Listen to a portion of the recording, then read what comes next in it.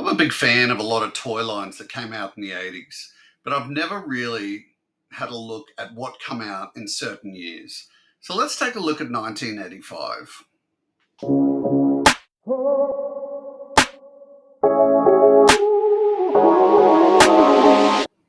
G'day, or welcome back to Frostbite's G.I. Joe Repro.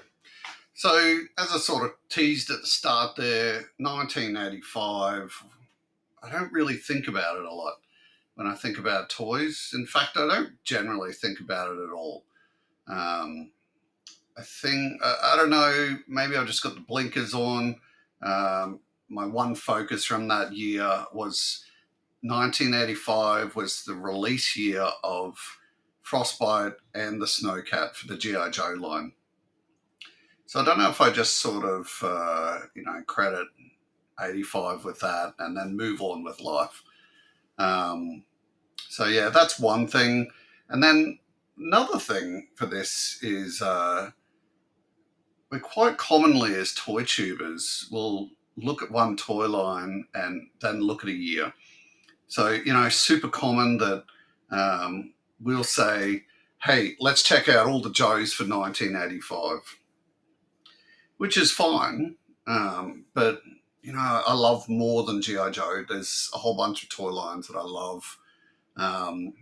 And yeah, I thought start with 85, just let's take a look at that year.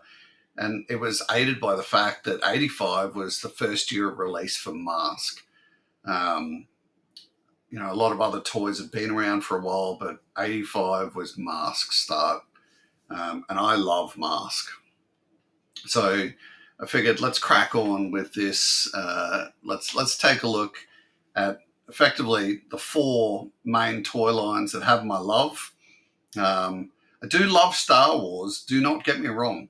But, by 85, it was winding up with the great toys. And it sort of, you weren't getting that great of toys by 85. So I've decided to leave Star Wars out of this video and concentrate on Master of the Universe, M.A.S.K, G.I. Joe, and Transformers. So, each slide we go through, there's going to be one of each. I'm not really doing who is the best of the slide, or in fact, who is the best of the video, because we all know it's Frostbite and the Snowcat.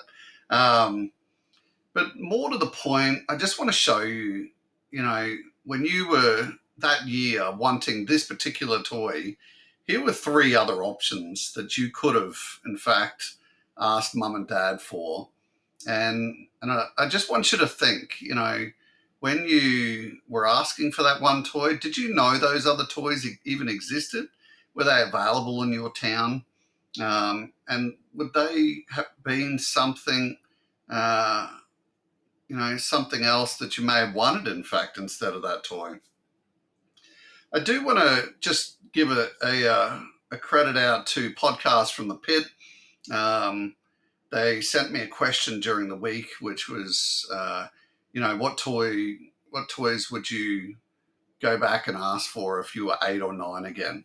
And that just got me on thinking about this whole thing of I've never really bothered to actually compare the toy lines in the fact of what was out there at the time.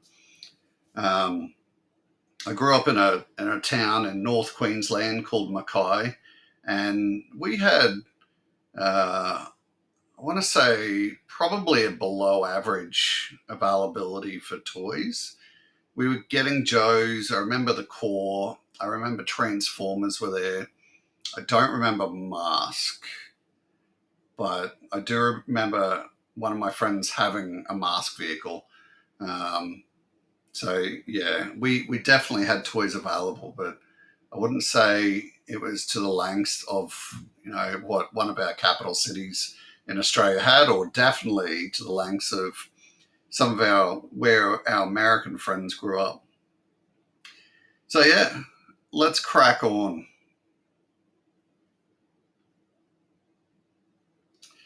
So, first up, just let's take a look at the picture and try and let this sink in. We've got our 4 toy lines. Like I said, it was the first year for M.A.S.K, so you're going to be seeing some amazing stuff in this video from M.A.S.K. Let's just go left to right. From Master of the Universe, we got the Thunder Punch He-Man. I never had this, never had any of these toys on this slide as a kid. I've got 3 of them now. I'm just missing that Switchblade up the top. But that Thunder Punch He-Man, it was amazing, and it still is. It's a bit of a pain to get complete. Getting that sword and the shield can be difficult. It's really, here in Australia, it's reasonably easy to get the figure itself. And, because it was pretty basic engineering for the cap exploder on his backpack, I've never really seen a broken one, but I've had to open a few up and clean them out, just to make sure that they're in, running standard. It's just a nice thing, cleaning your toys. I have had to pick up the sword and the shield separately, and I think, that cost me $25 or $30 Australian just for those 2 pieces. But yeah, I've got him complete now, and he's a beautiful figure. From G.I. Joe, we saw Lady J. That's a pretty awesome figure. As with most of the ladies back then in the Joe line, the head molds on them weren't fantastic. So yeah, but accessories that came with Lady J are pretty good. And, I feel we didn't get enough female soldiers at the time. Could have easily had a lot more. Switchblade from M.A.S.K. Switchblade, I think, I don't have one. I'm trying to chase it complete. There's a lot of incomplete ones out there. But I would say it is one of the best toys ever made. The M.A.S.K was up there with Transformers, just having this beautiful engineering about it. And for this thing, to just be a chopper and then transforms into a jet. But you're not transforming. And I think that's a bit of a difference between Transformers and M.A.S.Ks, is M.A.S.K had the spring-loaded buttons and stuff, and it would do all the transforming or the ejecting or whatever. Whereas Transformers, you, apart from the odd few, you had to transform yourself, which is perfectly okay. But I do want to throw a lot of ups to M.A.S.K. They are beautiful toys. And in the bottom right, you can see Jetfire. Once again, one of the best toys of all time, in my opinion. Clearly a massive rip-off of Robotech and Macross, but thank you so much, Transformers, for doing that. It's just a great figure. Absolutely love it. And that figure itself, for any of my Australian viewers watching, I got that off Greenie. It was his one that he had in his collection, I believe, for a little while.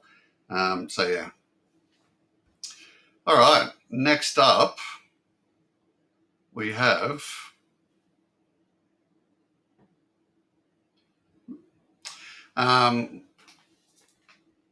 Dragon Blaster Skeletor.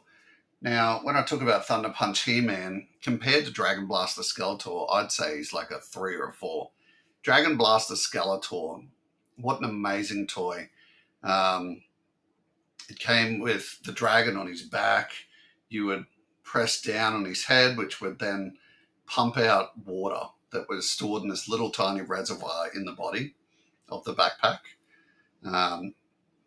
He also came with this amazing chain and little cuff that would link to Skelly's wrist and then go all the way back and go around a collar around the dragon. Just awesome. And he came with his normal sword, but it was really just this dragon on his back that, was spraying acid or something out. And, playability for this thing was just beautiful. From G.I. Joe, we saw Dusty. This, I didn't have that as a kid. I had Dragon Blaster, and I had the other two on the slide, but I didn't have Dusty. I only recently got Dusty, I believe, probably about 8 to 10 months ago. He's one of the really nice G.I. Joe figs that has the soft goods, and in particular, so the part that comes down from his helmet. I love him. I think he's both V1 and V2 are really nice figs, and V3 as well. And his appearance in the comics, he is a great character, great figure. He's a winner all around. Up in the top right, you can see the Gator from M.A.S.K. That came with another Dusty Hayes. And I really love this thing. You can sort of see in the middle of the Jeep, that's the spring-loaded action. You would pull that back and it would clamshell up and little boat would come out, complete with depth charger in the back. What an amazing vehicle. Down on the bottom right, you can see someone you probably know pretty well. He was a favourite amongst all Transformer collectors from the 80s until now, and it's Beachcomber. I still remember my dad giving this to me when I went with him on a work trip. And, he did the normal parent thing of, here's son, here's a toy, sit in the car while I go and deal with this. And yeah, I just played with that thing for hours. It really, it's a really big source of beautiful memories back to my childhood.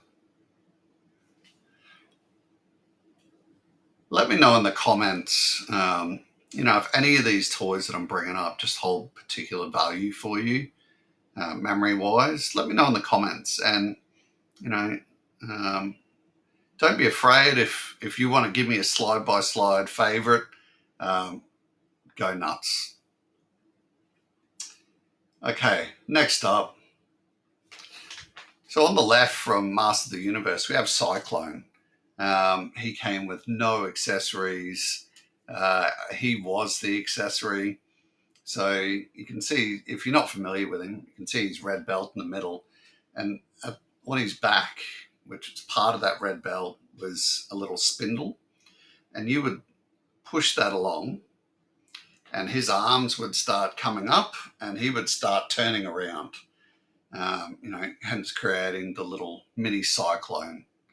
I had him as a kid. He's one of these characters I sort of look at and go, man, you are boring to look at. But when I was a kid, this guy was fantastic. So yeah, I've got a lot of love for him. Shipwreck from the Joes. Only recently got him as well. Got him about a year and a half ago, complete, from one of the guys in the Australian community. He's, I think he's a bit of a fantastic figure, the V1. He's got a pet, and we all love the characters with pets. He came with his pistol and, of course, his grappling hook. I really like him. I paid a reasonable amount for him, so I'm very happy to have him in the collection.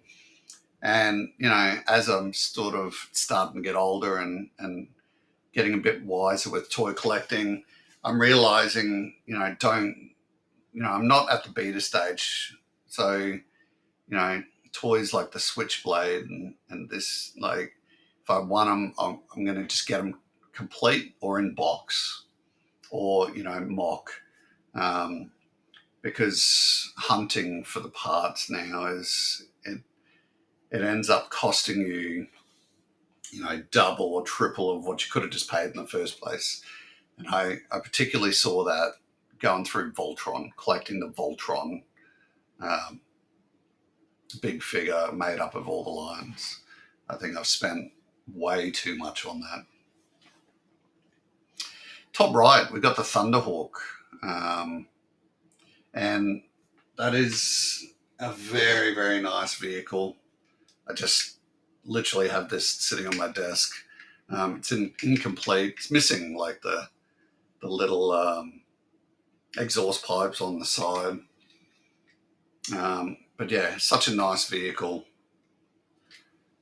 I weirdly love M.A.S.K. Just the size of the figures, the fact that they had some really great articulation. Like they had better articulation than the Star Wars figs.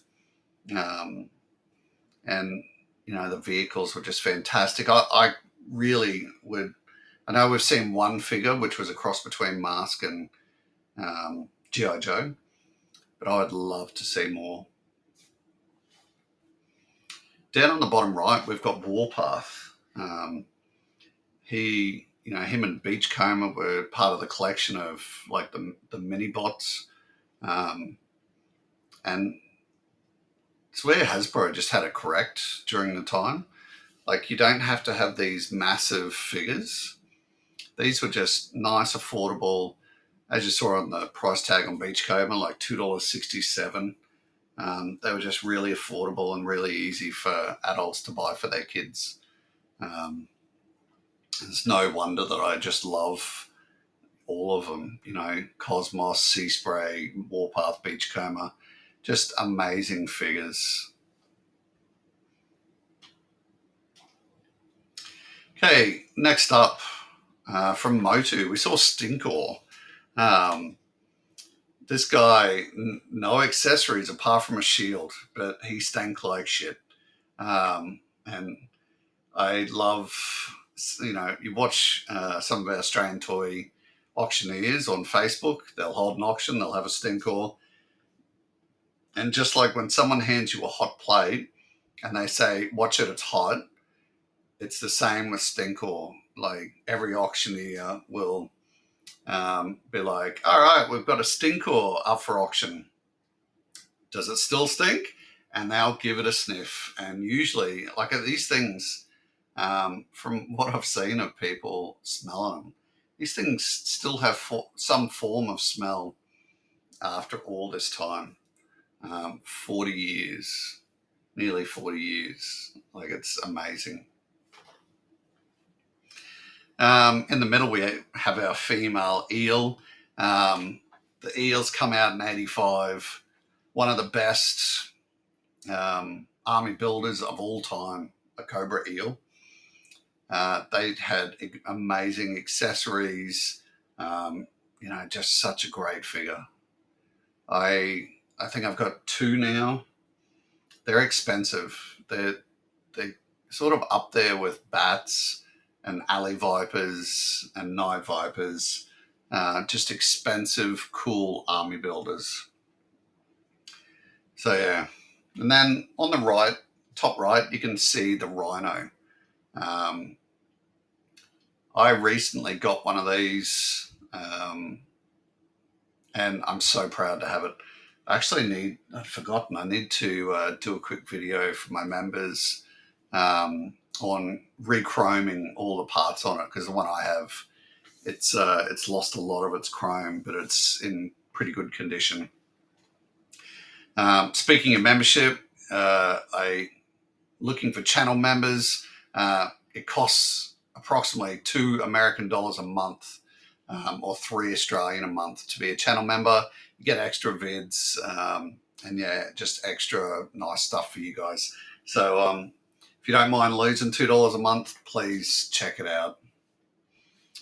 On the bottom right, Blaster. Him and Soundwave were just fantastic. Soundwave being, just one of the most classic toys of all time. And I wouldn't say Blaster is as classic, but he's the Autobot version. And he was, he just had that unique way of speaking. He was like a robot surfer, if you can imagine that. But he had all of his own Autobot cassette tapes, and he was cool. I loved him.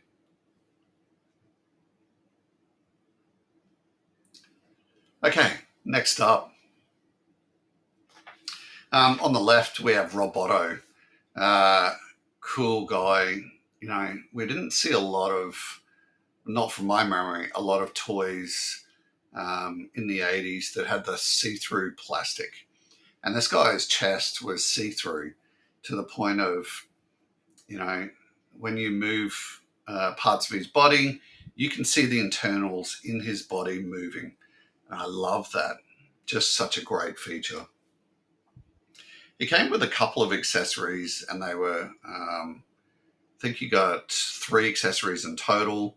And when you weren't using the other 2, I believe they clicked onto him. But yeah, really cool figure. For the G.I. Joes that year, we saw Footloose.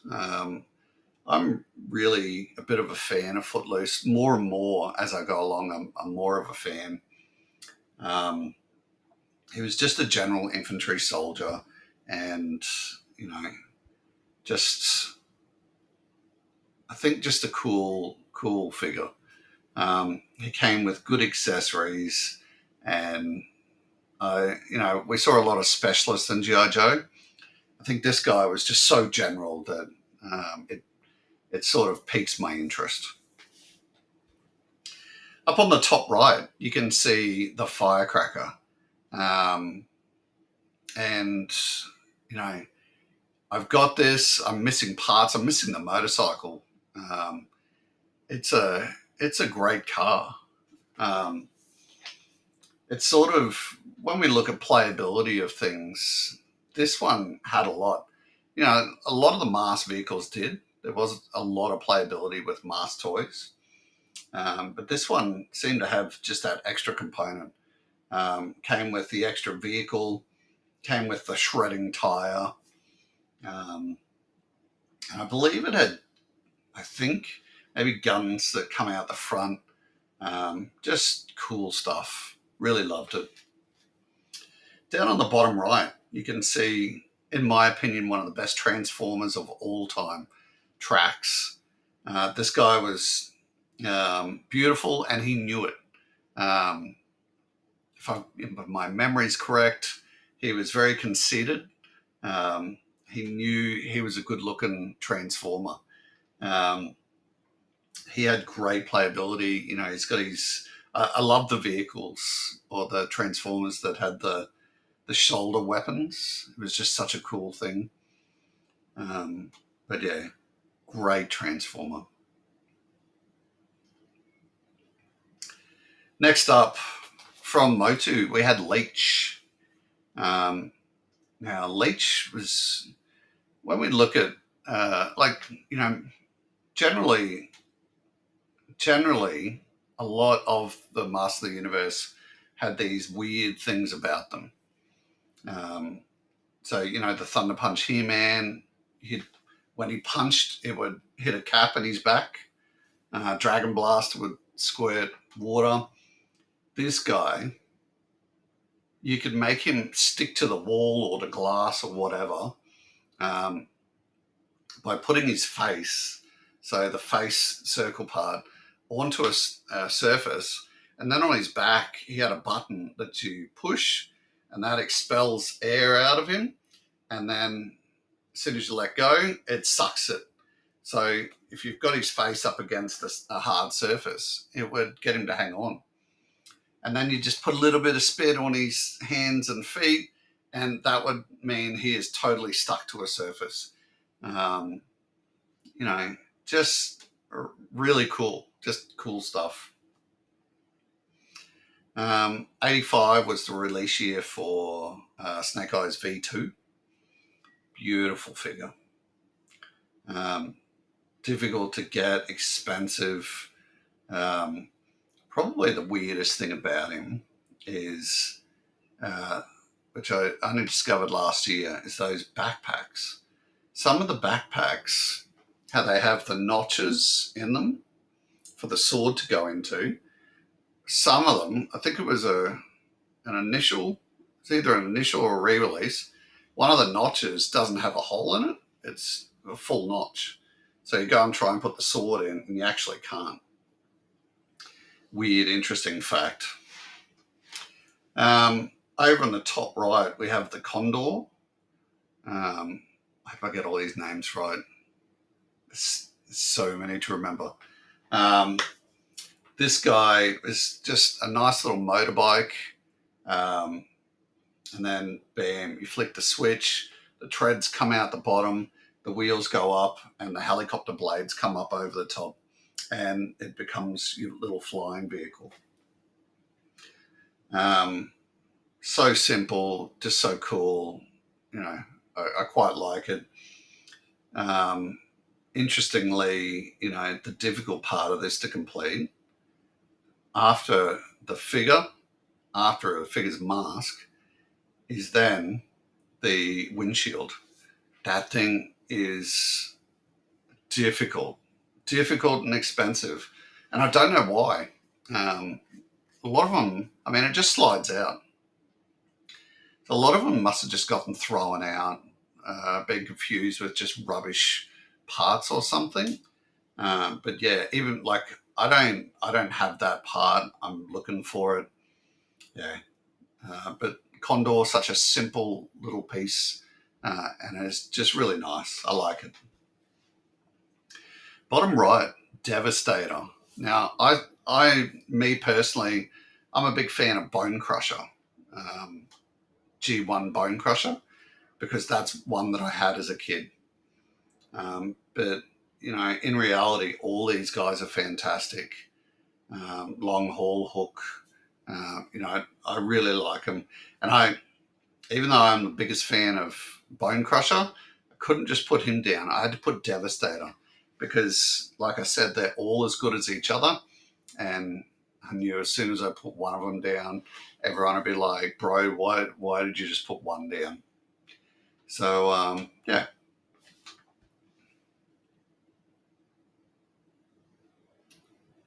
Next up, the Snowcat. I couldn't leave it out of the list. You knew it was coming.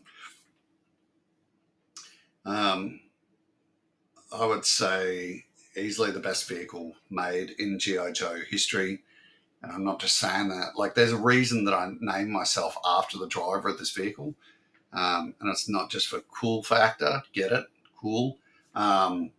It's because I absolutely just love this vehicle so much. I got this as a kid.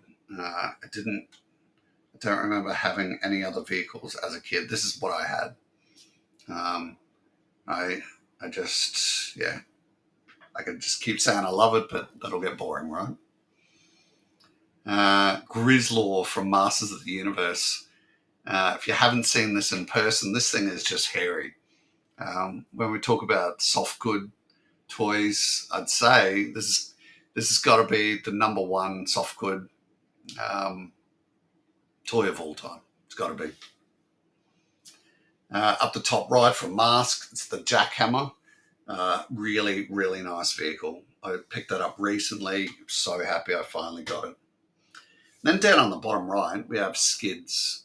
Turns into a little Honda, I believe, and it's fantastic. The only problem with him is his waist is like paper.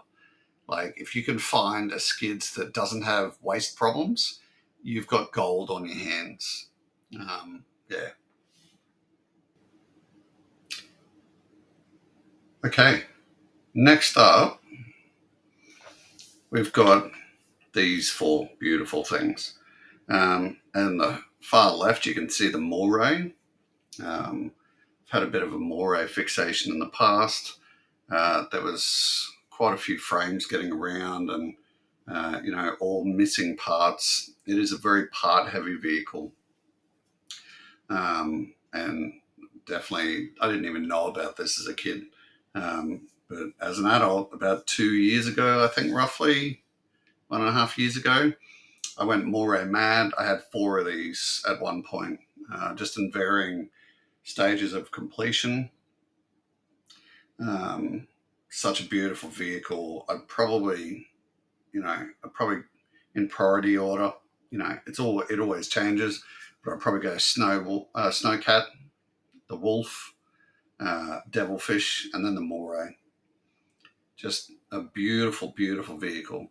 This thing has got so many parts to it, so many things that can break, go missing, whatever you like.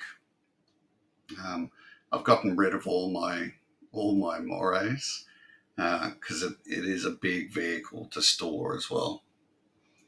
But yeah, it was such a pleasure having them when I had them. Next up, you can see Hordak. Now, Hordak's a bit of a funny character in Masters of the Universe. He's definitely one of the most known ones. He's the leader of the Horde.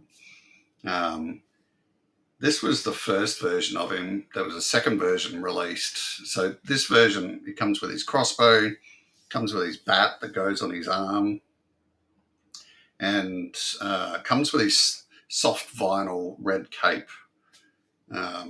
Second one that come out, I believe, was Cyclone Hordak, and I think it was on his right arm. It had a hole in there. There was no hand, just a hole, and you would plug in these attachments that would basically spin. And yeah, 3 different attachments, and it was really cool. Like a lot of the Master of the Universe figures, gimmicky, always something about them. Up on the top right, you can see from M.A.S.K was the Boulder Hill playset. This is, as far as I know, it's the only sort of base that was released for M.A.S.K, and it's great. Just this little petrol station built in the middle of nowhere into the side of a mountain or a hill, and just turned into this war scene. Really, really great.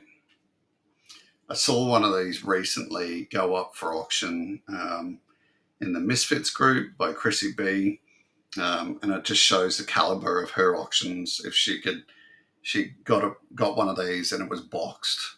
I can't remember exactly how much it went for, but it was around between $700 and $1,000, I believe. Down on the right, you can see one of the Seeker Jets, and that's, of course, Dirge. Dirge, Ramjet, and Thrust. The 3 of them got released in '85, and they were the second wave of Seekers that come out after Thundercracker, Starscream, and Skywarp. Dirge was a Seeker that I owned. He was the only Seeker that I owned, and he's a cool cat. I'm glad to have owned him. All the Seekers were beautiful. I would say Dirge and Ramjet were probably the most boring of the lot. They came with the least accessories. But in saying that, they also looked the most different out of all of the Seekers. So yeah, I put Dirge there, but in reality, I love all of the Seeker Jets. They are beautiful. I do have all 6 of them displayed behind me in the cabinet, and I enjoy looking at them each time. As far as completing a Seeker Jet, it can get expensive. I've seen complete ones go for around the $150 mark. But that, of course, depends also on who it is. Noting that your Ramjet and your Dirge didn't really come with the array of weapons that the others did. But on all of these Seeker Jets, generally there's a lot of $10 parts. So, the front landing gear, that'll cost you about $10, $10 or $15. Each of, say, the weapon or the missiles, $10, $15. A launcher, $10, $15. So it can all get pretty pricey pretty quickly. but they are just beautiful. Okay, from Joe's, I've got a snow serpent there. He was a great army builder. You know, he's got his. He came with a heap of accessories. So you can see he's got his backpack, his parachute pack, his rocket, whatever you want to call it, mortar, bazooka, whatever. I don't care. Call it whatever you want to call it. His AK-47. Just really nice army builder figures.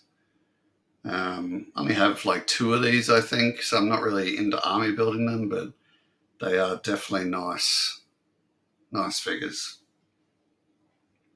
From Motu, you can see Mantenna, and you know, as you can read on the card, it says eyes really pop out. If you haven't seen one of these in person, those eyes really do pop out. They come out about 2 centimeters or so out of the eye sockets. When they're not popped out, they look like they're just part of the figure. It's really well done. There's a stick on the back of him. You push the stick up and the eyes pop out, and looks great. I bought mine during, you know, the COVID era, and yeah, he was going for about $50, which, you know, was decisively more expensive than a lot of other Master of the Universe figures. But I've got him now. I've got my one Mantenna, and that's all I need, so I'm happy. Up on the top right, you can see from M.A.S.K, the Piranha. I believe that the dude's name was Sly. Now this thing is a motorbike which came with a sidecar. The sidecar, so you press a button. I think you can see on the back there. I believe that's the button. You press that, and that sidecar would just shoot out, and the windscreen would come up over it, and it would become a submersible vehicle. Really, just, you know, I've said a lot in this video, but it's just that awesomeness of M.A.S.K that just made it such a nice toy line to collect. So my M.A.S.K stuff sits up in my other cabinet up here, and it's got the entire top area, and yeah, I love it. Down on the bottom right, you can see one of the best collections of Transformers to ever be released, which was the Dinobots. Nobody who's a Transformers fan forgets the classic, well thought out line of "Me Grimlock, me King."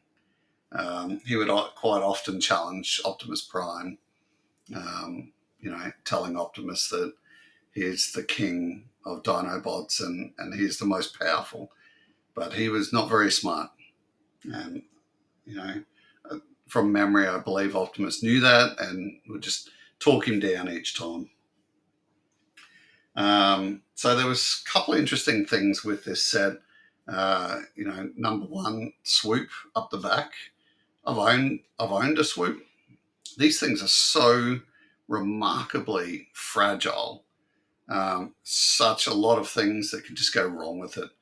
You know, if there's ones out there that aren't in box that are in non-broken condition, you should grab them, because they were just so easy to snap. Like the necks, like the head, the wings, the weapons, the parts that on the wings that hold the weapons, just everything just breaks.